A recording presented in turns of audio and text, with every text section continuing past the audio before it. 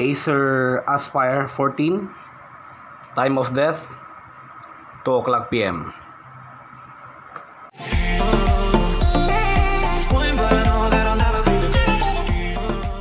Merong dinala sa atin na unit dito kahapon, mga kaibigan.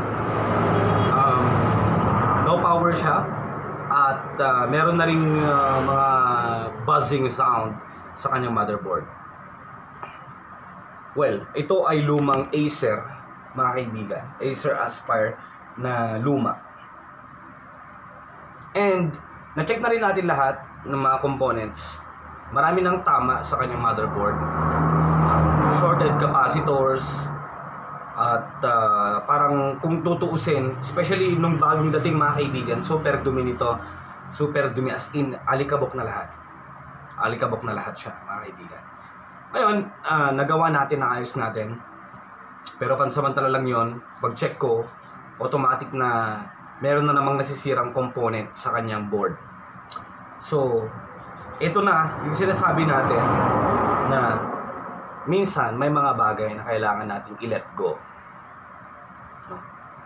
As much as we want to restore everything, there are some things na pwede pang i-restore kung tutuusin, pero bilang technician, sasabihin natin, i-apply natin, no? Ibibigay natin kay client kung ano yung dapat para sa kanya at kung ano yung pinaka the best na advice para sa kanya. Sabi ko, we cannot revive this anymore. I can revive it, pero walang assurance na magtatagal. So, I think we just need to let it go. No. Kesa naman sa bumili pa siya ng bagong motherboard, di ko lang alam kung meron pang stock na para sa mga ganitong board, no? Lumang Acer. Ganun talaga. Sa repair, actually, there are some things na hindi na actually, almost all problems sa computer nare-restore. Pwede pa, no? Pero kung iisipin ng technician yung kapakanan ng client, for example, wala namang assurance. Alam niyo yung technician agad yan na walang assurance na magtatagal kung sakali man. Especially dito sa mga motherboard problem. Kung basic lang, so sige, isang capacitor pwede pa. Cleaning pwede pa. Frozen super IO pwede pa.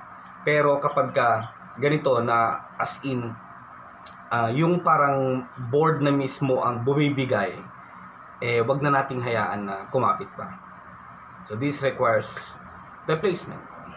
Replacement of new laptop. Ganun lang kasimple yun, mga kaibigan. Kaya sumakit pa yung ulo ng customer. Ganun dapat yung mga technician, sabihin din natin kung practical pa ba o hindi na practical i-repair yung kanilang computer. Kasi baka mapaggastos lang sila.